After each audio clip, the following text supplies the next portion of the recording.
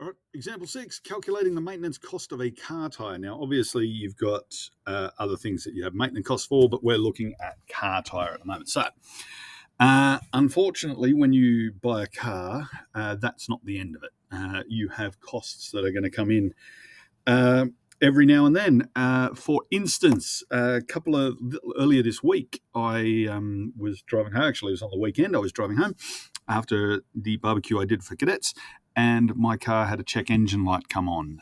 My diesel particulate filter, which is very particular to diesel cars, funnily enough, was having some problems. It needed to be burnt out because there's diesel particulates. Anyway, it doesn't matter. But it had to be done, and so the check engine light came in, which throttled my car back to a very slow speed and low revs.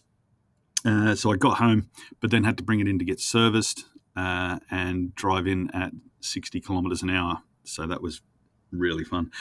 But then I had to spend about $600 on repairs because there was a throttle cable that needed it, and then the diesel particulate filter had to be done, and then just new oil and stuff. So there are these things that happen, and you have to be aware that you can't just buy a car and think that's it.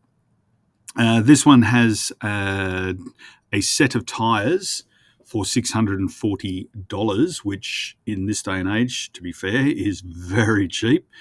I know it cost me over $1,000 to get tyres for my vehicle, but that's normal. So what we have to do is Julia travels 20,000 kilometres each year. She gets a set of tyres for $640, and they last about 40,000 kilometres.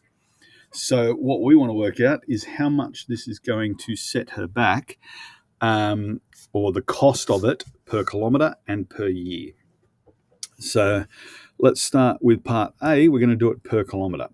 So a set of tyres costs $640, and they last for 40,000 kilometres.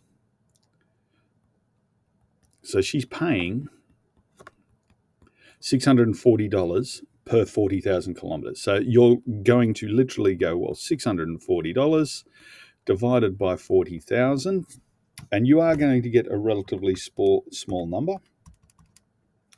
It is going to be equals 0.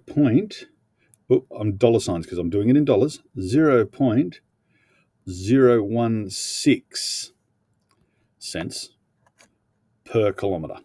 So if you look at that, you go, hang on, that's 3 decimal places. We're talking money. Yes, we are. But what we want is an exact value, or as close as we can, per kilometre.